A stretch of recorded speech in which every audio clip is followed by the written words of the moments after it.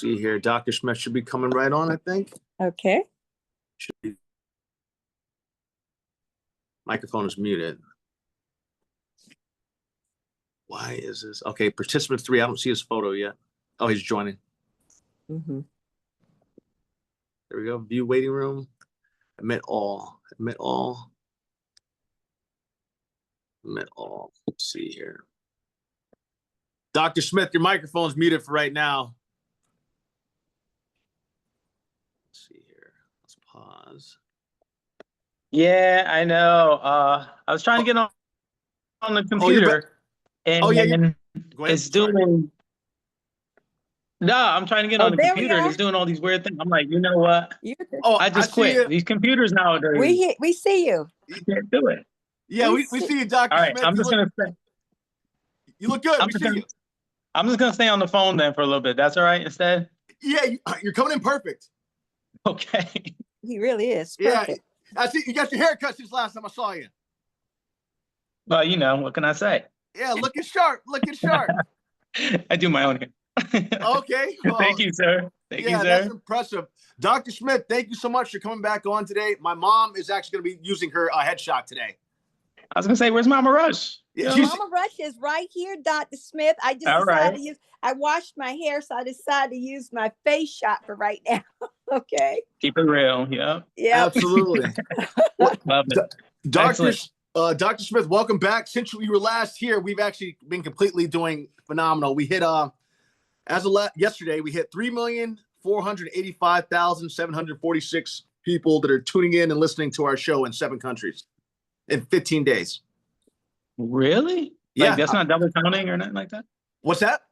That's not double counting or anything like that? Oh, no. That's actually a direct count because your boy is able to reach the people. I see. And Brand, that's based on the matrix. Yes, man. That's actually based on the actual computer. So I'm able to. It always gives you updates on everything that's going on. So I'm able to see what people are looking where in the country. So we have 56% of people in the United States on Instagram, for instance, are tuning into the show, as well as India, as well as Canada, as well as England. And then on top of that, I'm able to see the age group. So we have the ages 13 all the way to 54. We have that completely unlocked. And I'm able to see that right now, men are beating out the women just by a little bit. Percentage wise, and then I'm able to see all the downloads on Spotify as well in the podcast station. Wow. So we are moving and grooving, man. Like it's a blessing. Yeah, I see. But Dr. Smith, it was so great having you on the last time, and I really wanted to go back and let's visit some areas of interest. One happens to be obesity and diets and cardiovascular mixed in with that. Okay. Oh, absolutely. I hope I didn't talk too much or. Oh, no. You're fine. You're perfect. You're giving knowledge. And it's nurse, even though you're not a nurse, it's Nurses Week this week. So International Nurse Week. Yeah. I had to say happy nurse to a lot of our people right there. Yeah. So, you know, I'm glad they're getting props, but it's just so funny because I told some of them I'm coming up and talking to you and they were like, how come we're not talking? So I guess at some point you're gonna have to bring on some more nurses, man. Hey, I asked you. You're more than welcome to please pass my number to them. We've actually had on a nurse today, and we've had on 3 nurses so far. But we love nurses here, and we would love to have on as many as want to come on. So please let them know. You can please pass them my number and my email, and then I'm gonna be more than happy to have them. Okay, remember what you asked for. The ones that asked me about this. So I am. It's about you. You have to keep your word now, Mr. Smith. They heard it here too. They tune in. Dr. Smith. Done deal. All right. Cool. Absolutely. But Mom, go ahead. Your question. Okay, we were talking about obesity and have a concern with that because the nurse we had on earlier today, and she's a gastroenterology specialty nurse, and she was talking about diets, and that is truly playing a major part with children. She's finding out because children are, I guess, presenting themselves with polyps in her hospital. And she's I guess it's level 1 trauma hospital or whatever that is. But with that said, I know how well you have discussed with us, and I know the importance of diet when you're talking about the heart as well. So can you enlighten us a little bit about what you see and what you think diets will do to hinder or enhance life. Wow. You know, that alone, we could talk for weeks on that, you know, that, right? Luckily, we have time, Dr. Smith. Careful what you wish for, man. That's warning two there, Brandon. That's Oh, careful what you wish for. First, the nurses. absolutely. Number two, getting me to talk for a while, bruh. Yeah, hey, it's all good. So it's pretty interesting that you say this, because I literally was, for the past week and a half, I've been talking to a lot of people about high blood pressure, hypertension, and people are like, well, why do you get it? You just get it when you get older and stuff. I'm like, yeah, you know what? You can actually tailor it down. It's not just getting older. I mean, you know, we're more sedentary. You know, it's a whole different world nowadays. You know, back in my day, way back when I was your age, Brandon, we used to actually walk to the mailbox to drop something, or go upstairs. Instead of like only going to stores with elevators and escalators, we would actually have to walk. We would go outside and play until it's dark, and, you know, mother sends out somebody to come after you. You know what I mean? We would do things. You get older and that changes, your muscles change, everything changes. Our diets are different. We start eating like things that are full of salt.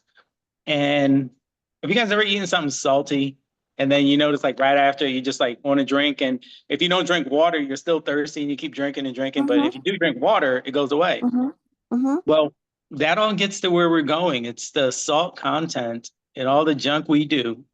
We're not sweating out the salt. We're not moving and being active and such, but we're taking in salt. And it's pretty interesting because the way a lot of the American diet is now, so you're not gonna get this if you go to Jamaica, for example.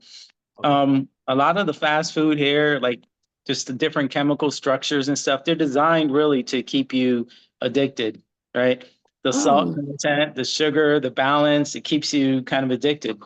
You know, my daughter was just talking to me earlier today. She was like, I don't know why I'm always hungry. I'm eating all these apples and stuff. I'm like, yeah, apples have fiber, but she's eating apples, then she'll get a sandwich and then something. I'm like, the carbohydrate, relative carbohydrate in there is just designed to keep you hungry and going back for more. So that said, I mean, diet explains a whole lot. Cardiac disease, I like giving talks about cardiac disease. I like giving talks about coronary artery disease, strokes, all these things that clog up your arteries and stuff. But and I've shown multiple times this is related to diet. But some people actually say that, you know, diet can reverse almost at least 50%, if not more, of coronary disease. And it's a lot because of what we're eating in this Western diet. It's definitely a lot with this fast food. And I don't want to blame it on the cliche stuff like fast food, because a lot of it is our lifestyle as well. A lot of coronary disease. And I'm gonna stop talking so much so we can get more of a dialogue discussion. But one of the things that I do, because like I say, I like going around and giving a lot of talks, is a whole concept that we're exploding called social determinants of health, SDH. And that's actually, are you guys familiar with that? No, sir. No, I'm not. That's the first time I've heard that term. Go ahead and explain. SDH. Okay. I'm pretty special then. Good. So hopefully a lot more people get catch on to it. It's kind of like a buzz term going on now in medicine, especially in cardiology, in that the social determinants of health, the social things that determine your health, are well beyond just medicines and getting up and going to sleep and exercise and get up and I exercise and I eat right. You know, some of the other things that determine your health are where you're from. You know, do you live in the hood? I mean, I'm just gonna say, you know, quite honestly, that's where I'm from. Do you live in the hood? Do you live in affluent areas? Can you walk down the street and go to like Mama Ricotta's restaurant, or when you walk down the street, is there a Burger King right across the street from McDonald's with Wendy's down there and then Taco Bell? I mean, because that's typically the way they roll, right? The people combine. And then when you go there and you get, you know, your food, are you going into a restaurant and you're getting like filet mignon and that kind of stuff? Or are you going in and you're getting Big Mac, filet fish, quarter pounder French fries, ice cold milkshake, sundaes, and apple pies? That just tells you how old I am. I can repeat that commercial. But you know, if you get that, the amount of salt you're going to take, like probably in just one meal, is more than anyone should take probably in 2 days. So the social determinants of health dictate or kind of highlight where you're from, what kind of access to care you have, what kind of access to food you have. Quite honestly, are you going to see the doctor and get the same kind of health care? Meaning a lot of people from certain communities can't say, take the day off and go see their doctor, right? Can't lose the money from work and pay for pills when they Mhm. need that money to pay for their light bill or something. You know what I mean? So there are a lot of Oh. other things that factor into health, but Mm. diet being a big part of the social determinants of health, Mhm. diet being a big part of heart disease has always been a target for us. Hmm. Final part I'll say about that is for high blood pressure in particular, there have been a lot of studies that have shown changing the diet, making little tweaks can drop your Yeah. blood pressure dramatically. And I'm not the Really? kind of doctor like throwing a lot of medicine on people. So look this up, DASH diet, DASH DASH. I think it was Okay. called a dietary. What's that? I'm writing it down. You said DASH DASH diet. dash This should be diet. posted in places, yeah, especially certain communities. It should be posted on some. It's like DASH is the dietary approaches to stop hypertension, right? This is a Wow. real diet. I mean, yeah, it's even made up by us.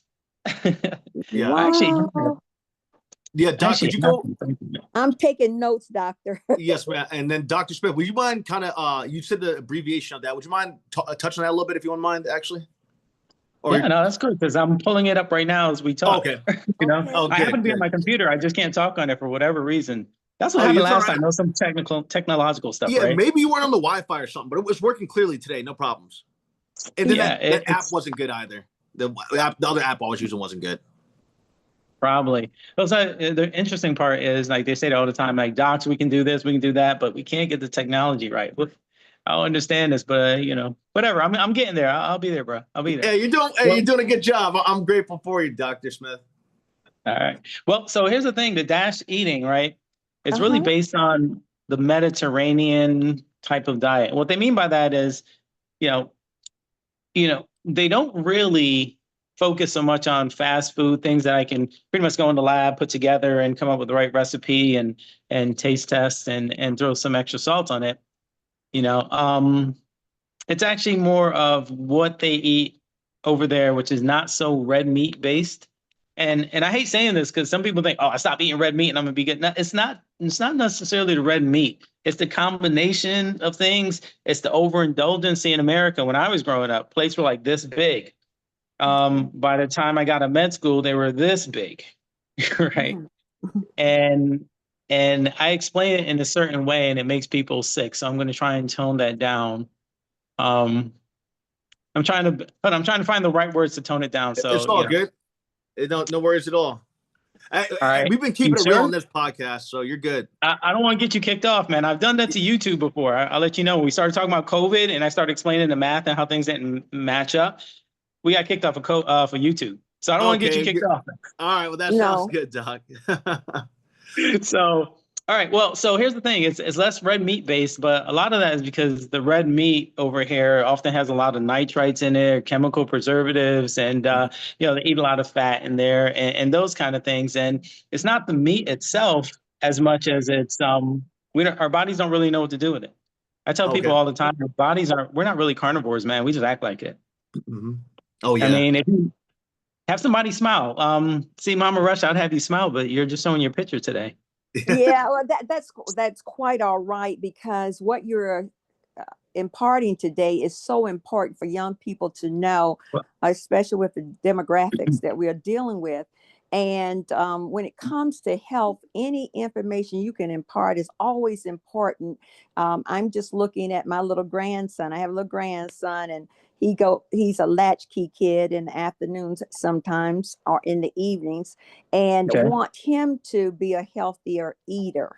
Yeah. And by you telling different age groups what they can do now, and he's 11, what he can do now, he'll try to take it up. He'll probably go, instead of getting a bag of chips, buy an apple or a banana, a piece of fruit. And so that's why this is so important. So I wanted you to talk about it as much as you can.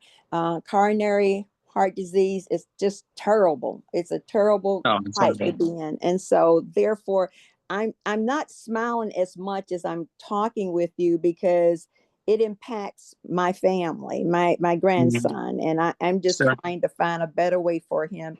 And he doesn't get out and run as much as he used to. He doesn't live here in South Carolina. He lives in Virginia. And so he looks at the podcast because he's a part of the podcast. So for him to hear a doctor try to give him warnings, any child at this point, any adult at this point, you said this is something that can be reversed or something that can be improved or educated on. So therefore, I want you to continue to talk. Oh, with that said, have you finished? I wanted to ask one other question. How do you think the new medications play a part as far as weight loss? Oh, yeah. And will that curtail maybe what we will see in the future with diabetics if they're able to get on medication earlier, the new types of medication? What are your thoughts on that? Yeah. Wow. Did you know it's like every line of what you said is a whole different lecture in med school? I can only imagine. Yeah. How'd you do that? Well, that's okay. Mama Rush is smart. We can put that in the medical corner. We have you are the medical corner. And so what I look at is questions that have come across. And you remember I don't know if you recall last time I stated that we would come across questions, and those questions, I'll try to bring them up just in case someone said, well, Mrs. Smith, Mama Rush, you didn't get in my question. So that's why I hit on subjects like that. Oh, wow. Okay. Well, then I'll be more succinct to the answers then. Because as you say, I could talk forever. I'm not going to, though. But here's the thing. So going back to the first part about your, the diet. Well, just to wrap up that red meat thing. Again, it's not the red meat. And I was saying that we're not carnivores. We're not even close. How old is your grandson that you were talking about? 11. He's 11 years of age. Has he ever smiled? He does smile a lot. He smiles a lot. Yeah. But look at Brandon. He's got more serious. Oh yeah, but yeah, he used to smile. He does smile. He smiles at me and all. We were playing video games and laughing and stuff. We crack up a lot, so he does smile a lot. Crazy question, but where I was going with that was even if you see Brandon smile, we have these rounded teeth. Like we don't really have like the fangs, like the canine, like cats and dogs. See, those teeth are there because they're designed to rip in your flesh and rip it off the body, off of your carcass and stuff like that. We don't have that. So what makes you think we're carnivores? We have that grinding stuff designed for us to have a lot of veggies, right? Just right, and we're dogging it. So if you went to the Mediterranean diet, which is really more of a philosophy than a diet, they switch a lot of things for grains instead of like the white processed white, potatoes, pasta, sweets, and stuff like that. And then veggies are a significant portion. So where I was going with the plates, you can have those plates. Like again, when I was growing up, let me shut my phone off. When I was growing up, the plates had a lot of other things on there. And if you go to certain Chinese cultures, they have a lot of things on their rice, et cetera, and then a little bit of meat for flavor. As I got older, the whole plate is full of a big slab of meat. And and then you have to, it's so big, you got to get some small size on there. I'm like, So anyway, have you noticed hypertension and all those things grow with that, right? So if you went to the DASH diet, it's somewhat Mediterranean. It's based on grain, fruits, vegetables, lower levels of red meat, almost no fats, almost no sweets, and, a lot more birds. You can do the birds, turkey and chicken, and the fish. I hate fish. I don't eat fish. I can't stand fish, but they're really good unless it's like Subway tuna. That's really good to me. But other than that, I don't really do fish. But what that does is if you can lower your cholesterol, fish fat, for example, the omega-3 fatty acids actually lower human fat. And if you have a big clogged artery over the years of doing this, you start eating those things, the grain, the antioxidants, the fiber, the fish fat, our fat in our artery starts regressing. Ooh. And again, it takes forever. It took you forever to get there. It takes forever to come back. But that happens, and that's where we were going to before Mama Rush about reversing a lot of the coronary disease. Importantly, and at the same time, you're eating a less salt diet, a more nutrient-packed diet to support the muscles. So you start walking, arteries are open, more blood is getting there, the muscles themselves are getting more nourished, less salt. And like I was talking about with salting, drinking all this water, salt is in your blood vessels, water's going to get there, and there's a whole bunch of fluid. It's hard for your heart to pump that, and then you go into heart failure. Well, if you have a less salt diet, you don't have that, right? So your heart's working better, your muscles are working better, your arteries can function, and then people just automatically lose weight.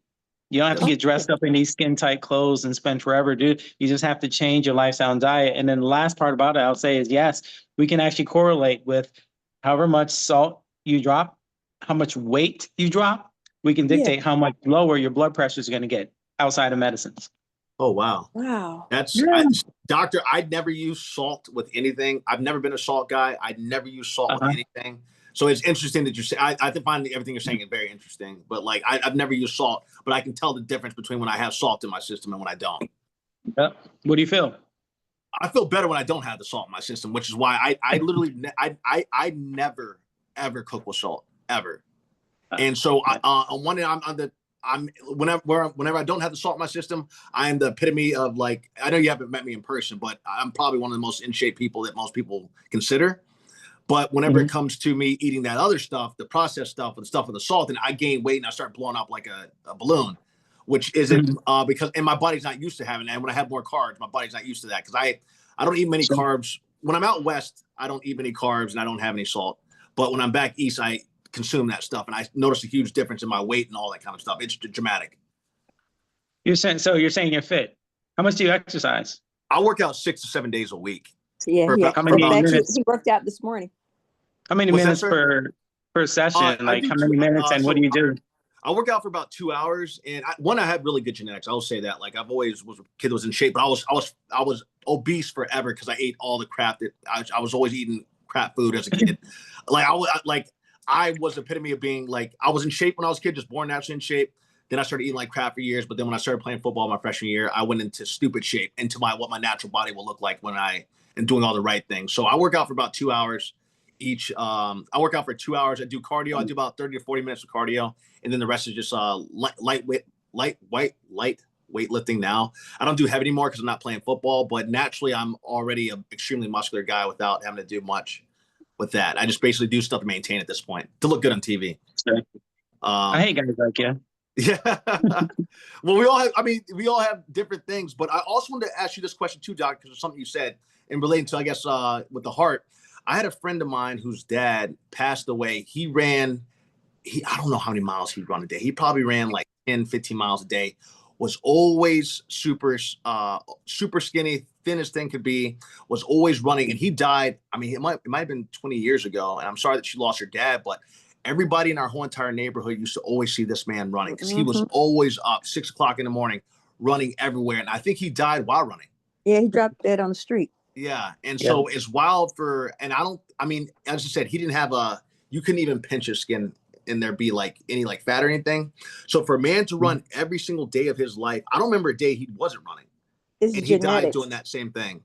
I wonder if it's genetic. Yeah, maybe it was genetic. Yeah. But I think it was a heart attack that he had, I think. Yeah. Do you know if other people in his family, has that ever happened? They just did something that suddenly collapsed, whether it's running or anything else. That's she was a friend from high school, so I haven't spoken to her actually since high school, but she was a close friend in high school. And I remember, I think when I was in college is when he passed away. But that would be a good question to see if it was something that might be in the family. Because I said, this man I don't think anyone could run more than that guy could, because he was running every day.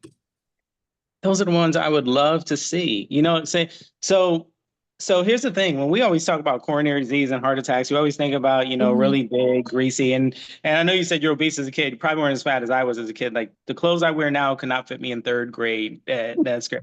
So yeah, it's crazy. But the thing is, when people think they die of, or people hear of people dying of a heart attack doesn't necessarily mean the typical arteries close. Oh my gosh, you got to get in and do surgery, stents and all that. That's the sexy standard one that everybody thinks of. But heart attack can also just be your heart stopping. From what you're explaining, this is called sudden cardiac arrest or sudden cardiac death, which can happen from a lot of other reasons. He could have gone to a heart arrhythmia that could have done it.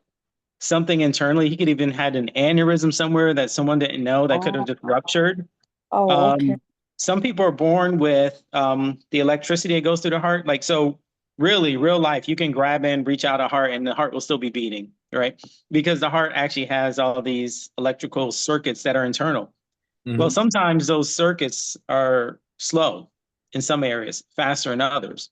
We call them channelopathies. But, there's certain ones where people can be running And if they have a skipped heartbeat just at the right time, it can send them into another rhythm called ventricular tachycardia and then ventricular fibrillation. They'll just collapse. Holy smokes. There are people who can go in rhythms like that just by hearing, a certain tone. Some people do it by swimming and on and on. We can go through a lot. There are a lot of different ways that that could have happened. One additional way is that even though you're thin, there are things called, there are different types of cholesterols in it.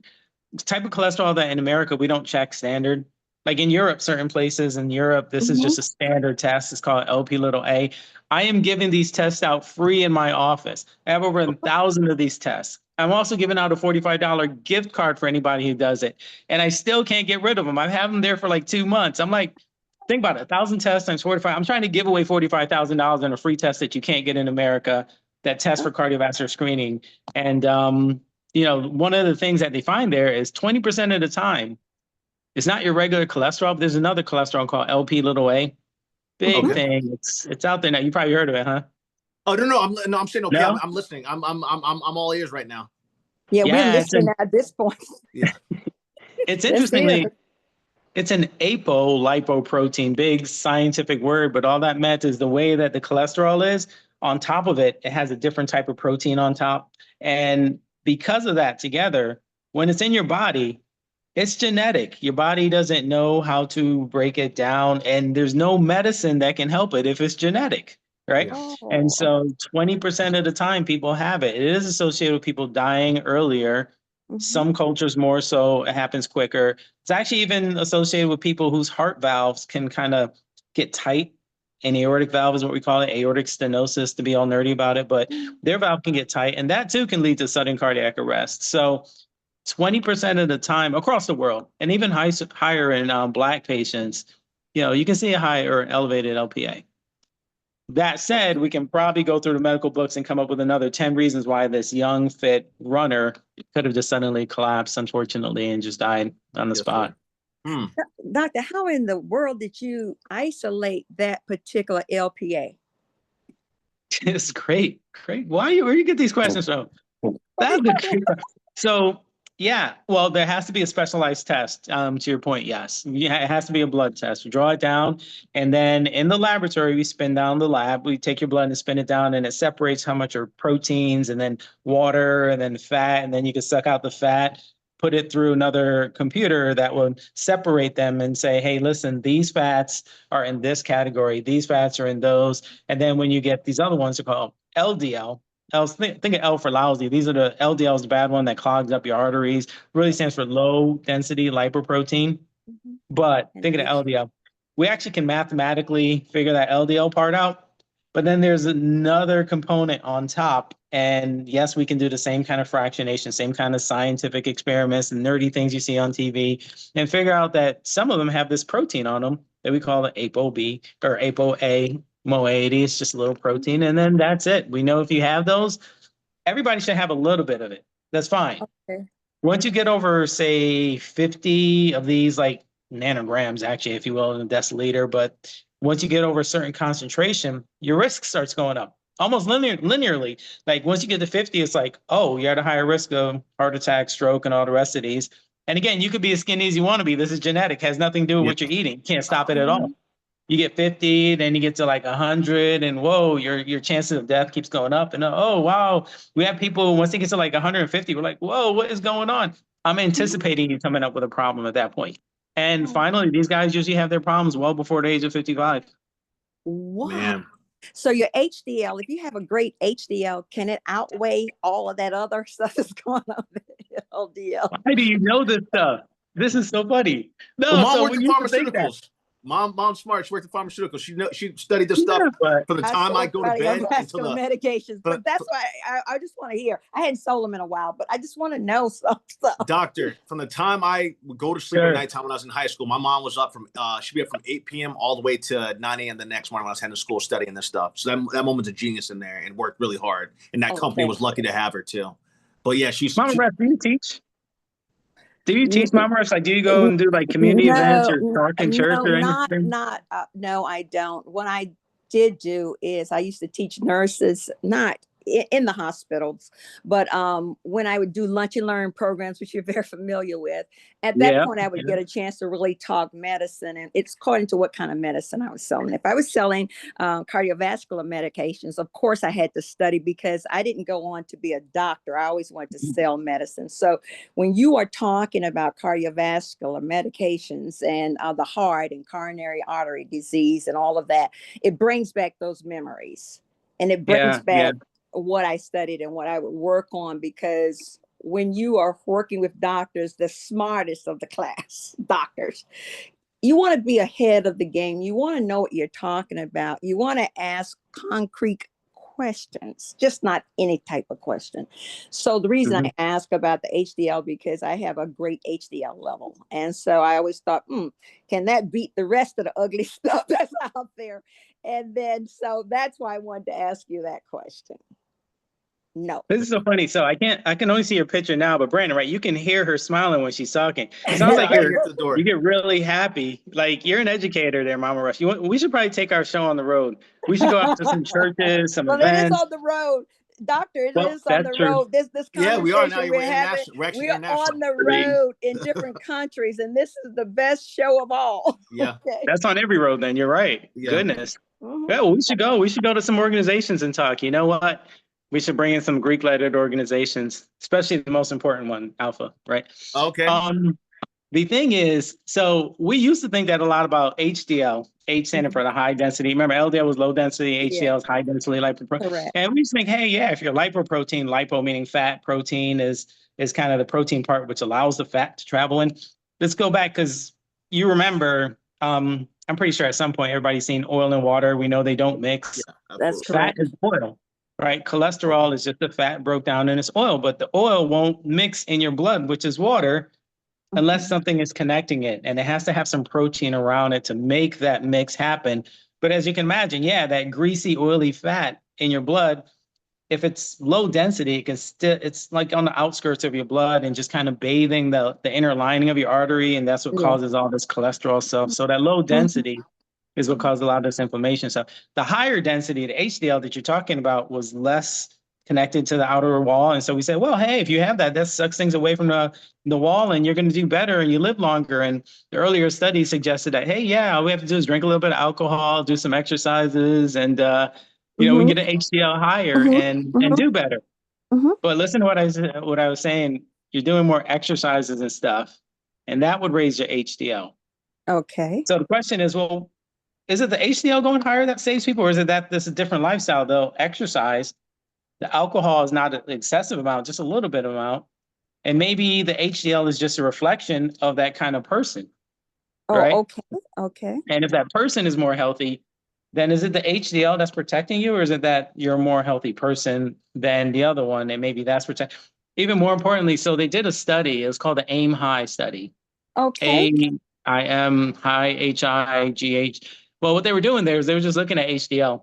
Specifically just HDL, and does it actually save your life? And they didn't find anything. It was a negative study. In that study, it suggests HDL is not really helping you. I got you. Doesn't mean it's hurting you, though. Yeah. But so should we? It just meant like our focus should change. When we don't focus on raise the HDL, nor do we look at your HDL is high, so your LDL doesn't matter. That's not true either. So just put HDL in perspective for us. Oh, okay, great. That makes sense now. Okay, now, one final question on my part. I want to know about those new medications that that people are taking to lose weight, and they're losing like 40 pounds, whatever. But do you think that with them losing that kind of weight, will it improve maybe the case of type 2 diabetes? Yep. Ooh. Answer your question. Yes, it will. Oh, wow. But it does so from the medication itself. If you were to extrapolate that question to whether I think people should take it for weight loss to improve everything, the answer there would be no, I don't think so. Personal opinion. So, just to kind of give an overview of those medications, the typical ones that you're talking about are called GLP-1 agonists, glucagon-like protein 1, which is a receptor agonist, so just aggravates that one receptor. All of these drugs were designed to treat diabetes. Well, we all know that people with diabetes don't die of diabetes. You die of cardiovascular disease. Vascular So, disease. right? So you cannot do a That's right. diabetic study and not include cardiovascular medicine as part of your study, right? And so what they found is, yeah, okay, we're given this medication, the medication you're talking about, as the GLP-1 agonists, they're always the ones that end with ipotide, right? So gliptide, sataglipizide, whatever, any of those lipids, right? Mhm. So the thing is, when you took it, the way the medicine works is it works at the kidney. Okay. It tells the body always, you always filter out extra sugar that you plan on peeing out. But the problem is at the kidney level, your kidney knows what you need for your body and it sucks back up what it needs, right? Okay. Well, this medication, when it goes to the kidney, it blocks that uptake of sugar. So you still have enough sugar in your body. It's just the stuff that you're going to filter anyway. You're not going to suck it back up. And so that's why you don't really drop your blood sugar too low. You don't get hypoglycemic like you will with insulin and with the other class drugs, sulfonylureas, but you're not going to get hypoglycemic with these. So that's why it's relatively safe. And you're peeing out a lot of sugar water. So a bunch of things. If I'm peeing out the sugar, well, then my body has to make energy back. And so I can lose weight that way, number one. I'm peeing out sugar with water going in it, so I'm losing a lot of water weight, number two. Number three is it works in your gut. So also the same protein in your gut. So your gut doesn't move as fast as it would without the medicine. So when you eat, you feel full a lot longer because it's not moving out as well. And then number four, it actually does work on certain centers in the front of your brain. So in the same centers that get you addicted. So I was talking about addicted to food. Like I used to be addicted to Taco Bell. Those same addiction centers. I'm telling too much, huh, Brandon? No, Taco Bell's good, man. I like Taco Bell too. It's great. This is real. Yeah, we want real. That's what we need. Taco Bell's. I mean, it tastes good to me. I love it.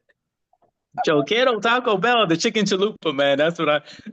All right, no, cardiologist, who he said. All right, we're gonna act like y'all gonna have to edit that part out.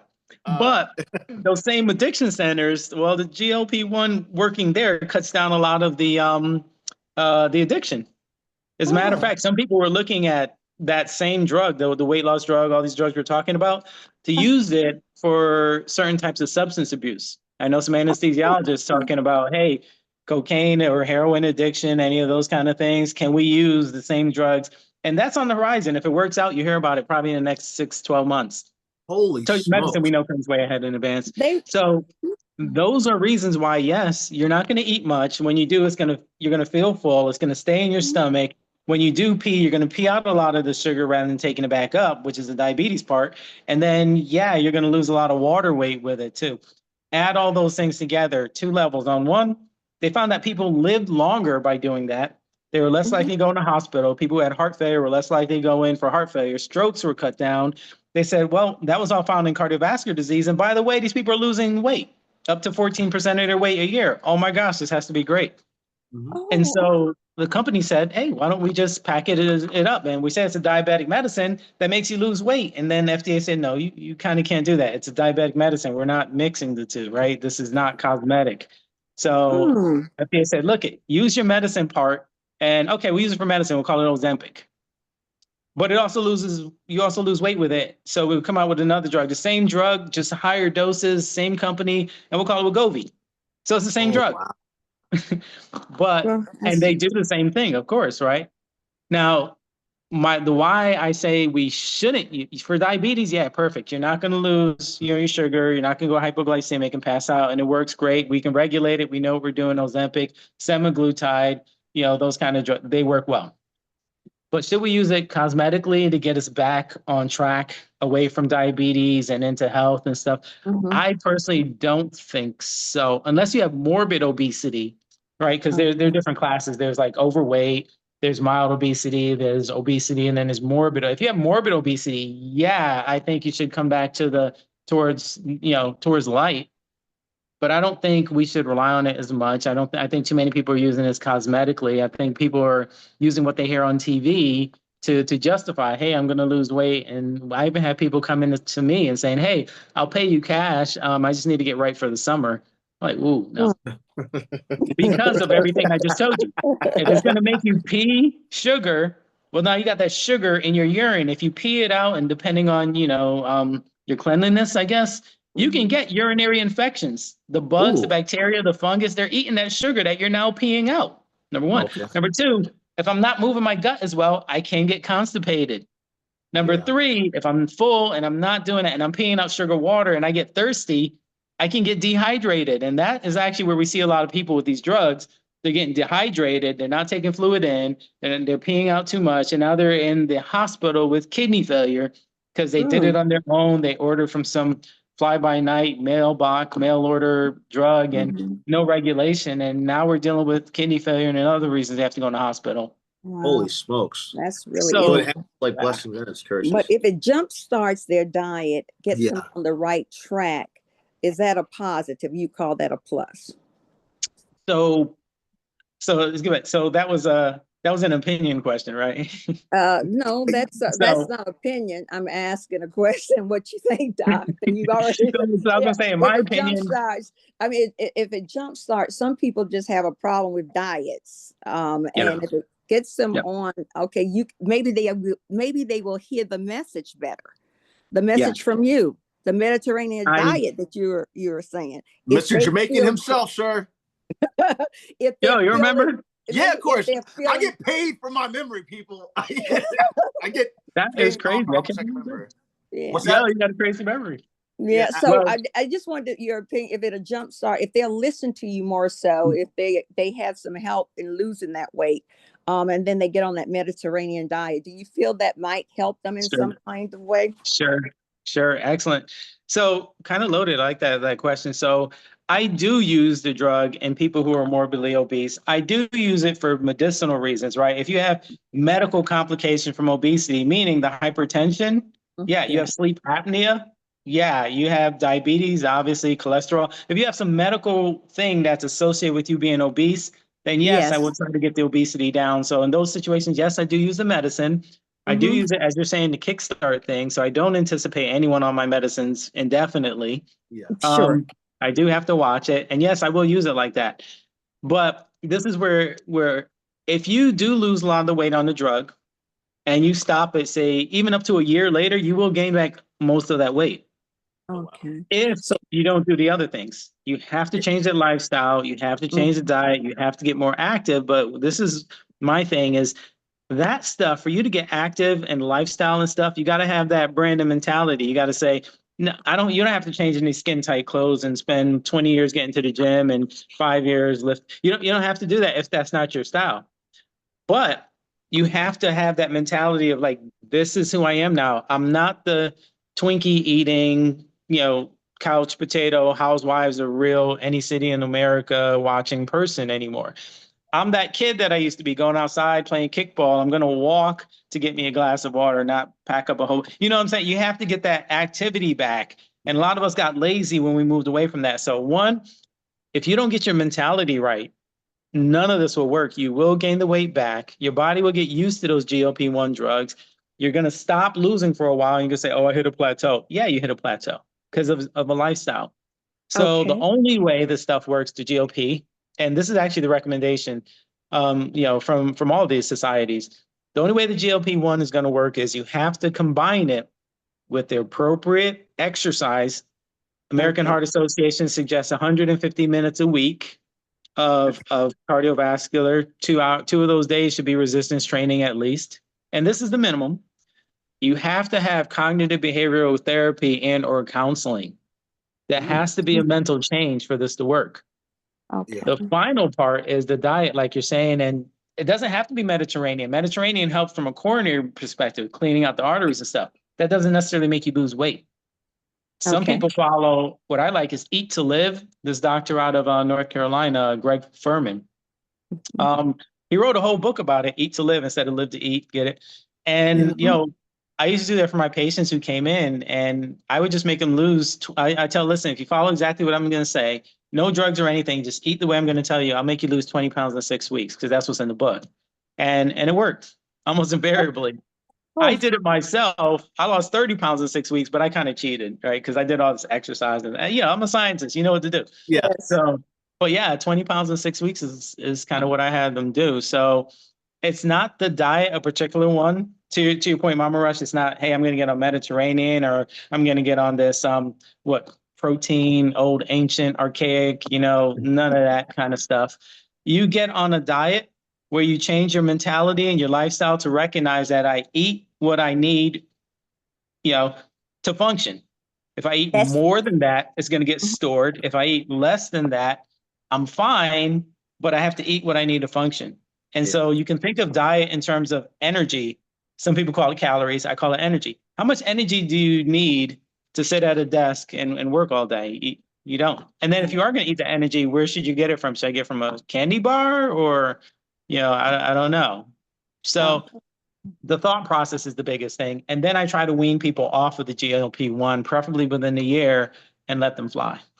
Yeah. Oh, great. Well, so tell me that DASH diet, what does that stand for again? That DASH diet. So that's best for people with high blood pressure, and it works on almost everyone. So it stands for the dietary approach towards stopping hypertension. Okay. Yep, you can Google it. It'll come up with a bunch of, you can actually get recipes online. You just DASH diet recipes and it'll come up with a whole bunch. Oh, okay. Okay. Dr. Smith, I wanted to say that you're so right about the mentality on that because I was an obese kid and I was really obese. I'm not the guy. My oldest brother came on, Travis Hales came on a couple days ago. He's like, Brent, I remember when you were this chubby kid, not like you're all built and everything now. And it's because that mentality, like my father didn't let me quit when I was ready to quit football after the first week because I was being lazy. But my father wouldn't allow me to quit. I wanted to quit, thought I could go to my grandma. He's like, no, I'm not letting you quit, which I'm so glad that he did that because that's why I've been able to accomplish what I have in my lifetime, why I have a no quit. Anyone that knows my dude, Brandon's like the last. If you're going to bet against anyone, don't bet against him because he'll go until he dies because he won't quit.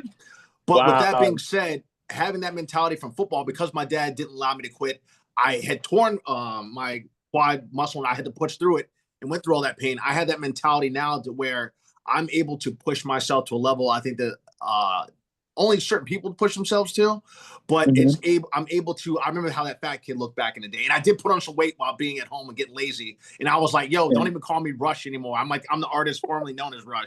Like I was embarrassed. I'm dead serious. Yeah, I was going into a hotel, and I'm like, "Mom, don't tell anybody that I act. Just don't tell anybody right now," because I wasn't looking myself. I was just like, "I'm the artist formerly known as Rush," but I got it back together. And started.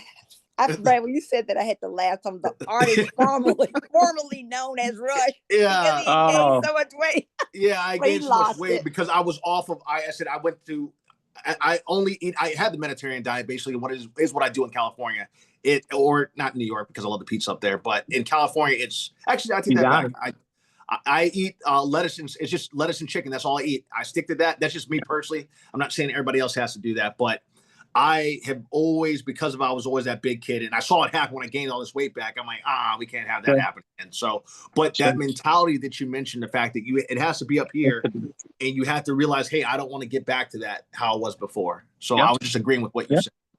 And you got to have that strength. Sometimes people put things in front of you and, after a while you're like, I'm not as hungry for this. I'd rather have some. So for me, like, I know if I get something sweet, I just feel greasy and sloppy and sugary and stuff like that. Mama Rush, you have pictures of him when he was younger, when he was fat? And how did he get that fat? I will have him send those. How'd you let him do that? We don't want to shock the girls out there. If you ask any girl, you should. He has a ask girl. any of them, they won't believe it. I don't know if you've seen some of the girls have been on here talking, nurses and everything, been out here talking with him. So let's not shock them. But certainly I do have pictures. And he and we would go buy husky clothes for him.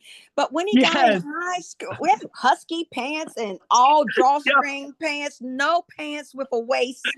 I did the same thing. Oh my God. Yeah. But it was okay. It was okay because his father knew he had them playing soccer, basketball, baseball, football. Yeah. His dad had them running and everything. So we knew eventually he would get past that. Yeah. But how did it? Were you just eating a lot or? I was eating, man. I remember I'd always call my mom at work and be like, hey mom, what's for dinner? Even though it was the same, like, 5 things. And I felt sorry when I said I'm at work and I don't have time to talk about what's for dinner. I was eating all the junk food and stuff like that, candy bars and all that stuff. But when I started playing football, I was losing 10 pounds a day. Actually, before we had 2 days, I would lose 10 pounds before we even hit 12 o'clock. So we started at 7. By 12 o'clock, I'd always weigh myself. I'd lose 10 pounds by, I would have lost 10 pounds by 12 o'clock. And then all the weight shed off. So I went from being obese to being super skinny. Then I told you I had really great genetics. So like my dad looked like Apollo Creed is the best way I can explain it to you. Wow. Cool. So because he had that, I'm blessed with those genetics too. And the muscle part for me is very easy to get. And I'm unnaturally strong. It's muscle memory. I think that muscle in your body comes right back once you get back on track. Yes, ma'am, that too. But I'm saying I was born with a certain strength genetic that I know that for a fact because my brother says that, Brandon, when you were a little dude, you had shoulders and jack it. So it's just a matter of like, so good genetics, and yes, muscle memory, mom, that is a part too. But I hear that. Y'all lucky because Mama Rush, I did the same. So my mother, when I was in 3rd grade, I was wearing size 38 Husky. You can imagine a little 3rd grade kid. My mother was a seamstress also, and as in addition to everything else she did. So she used to cut the legs and roll them up and stuff. And even with 38 Husky, I still ripped them when I was trying to run around at recess. It was kind of embarrassing. And, you try to talk to the girls and they, you fat. You know how kids don't really care and stuff like that. It's tough. But then I got into martial arts and basketball and all that shit. So the other thing was because my father used to say, I didn't have the support. I think, Brandon, like you did with your dad, my father used to think that if he shoves food in my mouth, I'll grow up taller and stronger. I'm 5'8", 175. I was very strong. Still am very strong. But I didn't really get that much taller, like you said. And then my mother, after working hard at work, came home to cook food for her family. And I was one of those families like, look, if I made this food, you're going to eat it. Right? Absolutely. So I get my breakfast, my lunch. I'd come home. My father. You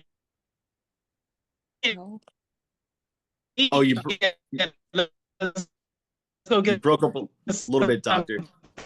And I had this French coat. Hamburger French coat. So my mother would get that. And I ate a lot, sat around a lot. But here's the thing, though. So have you noticed this, though, Brandon? After you work out. Sorry. Can you hear me okay now? Yes, I can hear you. Is that better? Back on. So Brandon, let me ask you this. So hold on, let me shut this. Maybe it's because the phone was calling at the same. All right. So Brandon, have you noticed this? After you worked out for a bit, like say for a roll or you got something going on and you're like buff and your metabolism is back up. Have you noticed that when you can eat the same thing and it just melts right off compared to absolutely, it burns. My metabolism eat as much as you want. Yeah. And so that's what I get all my patients do on the GLP-1s. I get them to build muscle.